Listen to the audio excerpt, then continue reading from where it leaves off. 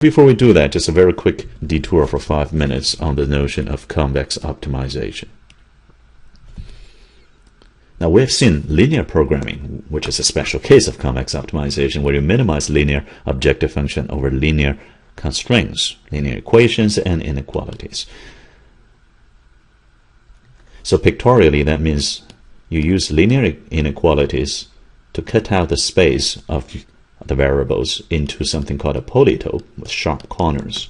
And then you slide a bar, which is a straight line because it's a linear function, representing your objective function across this constraint set. So imagine an airplane flying above this constraint set. Okay? And then we want to identify the minimal value of this objective function over this kind of constraint set.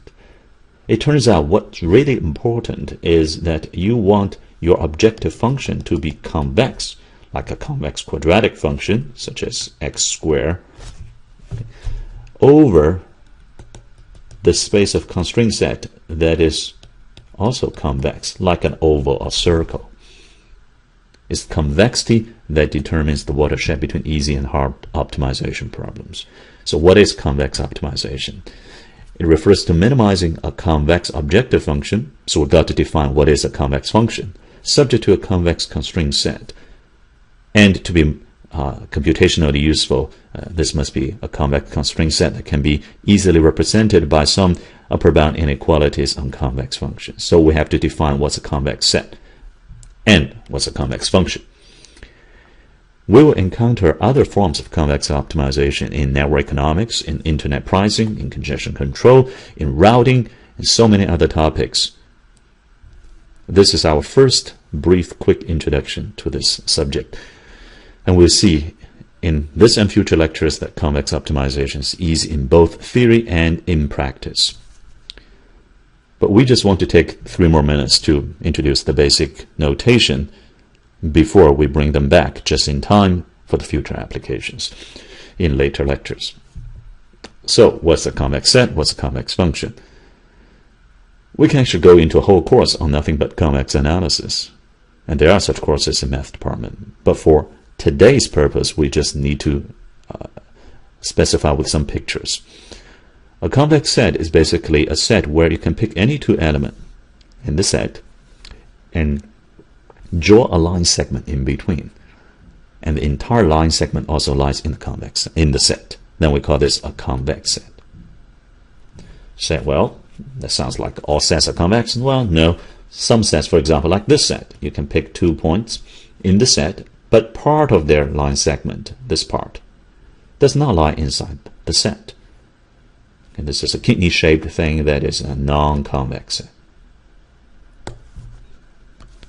So generally speaking, we say a set is convex if we pick any 2 points A and B, then in this set, okay, C, pick C, then the entire line segment between A and B, which can be represented as theta A plus 1 minus theta times B,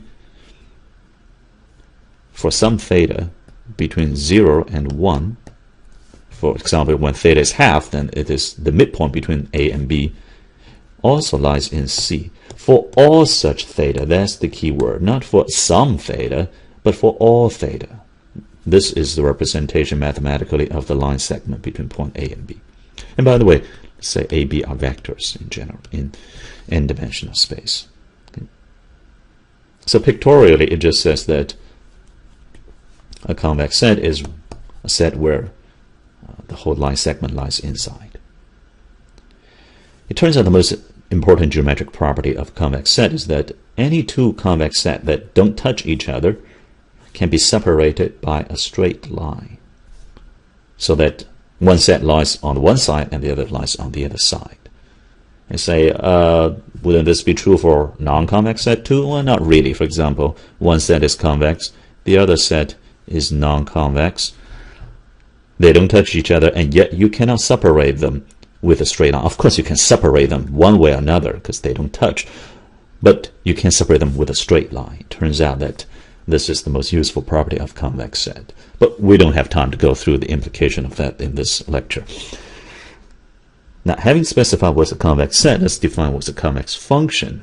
Convex function intuitively is a function that curves upward. Okay? And some function, for example, curves upward before it curves downward. Now, we know that if we look at a function f, its first derivative tells its monotonous, is it increasing, is it decreasing function? And the second derivative tells us whether it curves upward or downward. Let's say the function is single variable function, f of a scalar variable x. Let's say quadratic, because we're all talking about quadratic today, is x squared. Okay, you can add a few other, couple of other affine terms, say 2x minus plus 3. Okay? This, if you plot it, curves upwards. Or another function minus x squared plus 2x plus 3. If you plot it, it curves downward. Both are quadratic function. One is a convex, the other is not.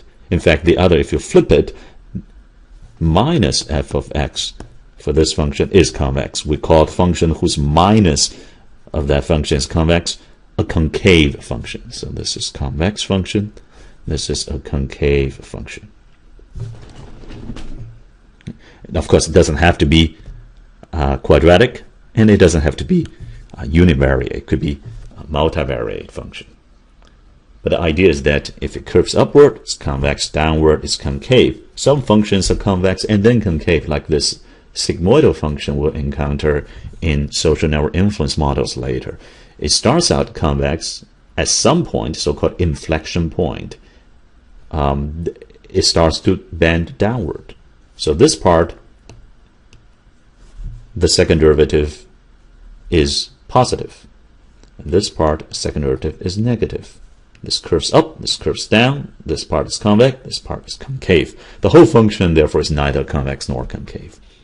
Now, what kind of function is both convex and concave? We say, wow, that means you need the second derivative to be both non-negative and non-positive.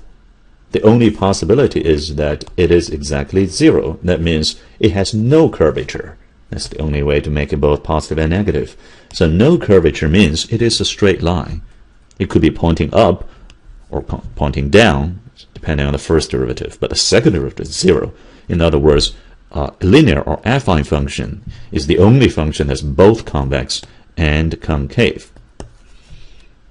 Now, these pictures are drawn on 2D, therefore they're talking about a single variable.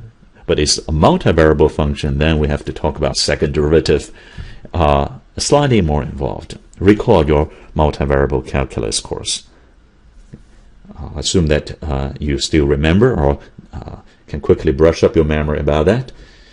If a function, let's say, of just say 2 variables, once you get hang of that, it's the same as many variables, is quadratic, x squared plus xy plus y squared. Okay, xy are single variable, but is a function of both variables. Now, what is a second derivative of a multivariable function? It's not a simple expression anymore. It's not a number. It's a matrix. With partial derivative of this function with respect to x squared and with respect to y twice, okay, and with respect to both x and y, with respect to both y and x. This is the matrix. You have to take partial derivative with respect to x and y, and in general, we say, given a function f of variables x1, x2, dot, dot, dot, of xn, if we look at the partial derivative with respect to xi and then with respect to xj, this is the ijth entry of a matrix. That matrix is called the Hessian matrix, or in short, the Hessian of the function. So in this particular case, it is very simple. We take derivative twice with respect to x, we get 2. With respect to y, we get 2. With respect to x and then y, or y and then x, the same thing for us is 1. Okay, so this 2, 1, 1, 2 is the Hessian of this particular function, and this is the general definition right here. The ijth entry of the matrix is partial f, partial x, I, and then partial f, partial x, j. So how do we make sense out of saying that a matrix is positive? It's not that the entries of the matrix are positive, but it's about whether this matrix eigenvalues are all positive or non-negative. And you can check that this matrix eigenvalues are all non-negative, and therefore this function is a convex function. But in general, we say a function is convex if satisfy the second derivative test, where the Hessian matrix thus defined is so-called positive, semi-definite. And a matrix being positive, semi-definite means all the eigenvalues are positive or non-negative.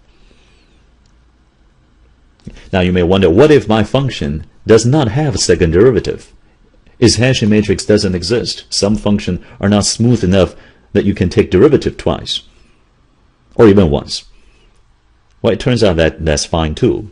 I can have a function with a sharp corner. Okay? At this point, we don't have a second derivative.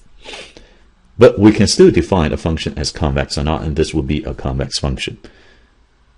However, since all our functions throughout the entire course are smooth enough that the Hessian matrix exists, we will just follow this definition. Okay. So, minimizing a convex function, which we know how to detect now, subject to a convex set, is a convex optimization, and least square is a special case because least square minimizes a convex quadratic function subject to no constraints. So finally, we're done with the baseline predictor, and now we can move on to the proper subject of today's lecture, define neighborhoods.